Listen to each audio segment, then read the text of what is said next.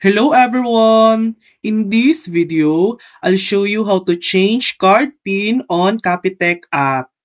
First, open the Play Store or App Store. Make sure your Capitec app is up to date, no pending updates.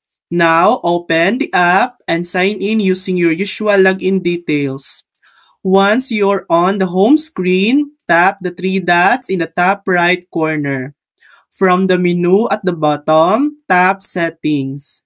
In Settings, look for and tap Update Remote PIN. It's the third option from the top.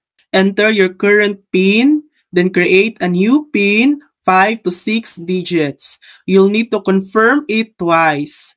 Tap Update. You'll see a confirmation message that your PIN was successfully changed.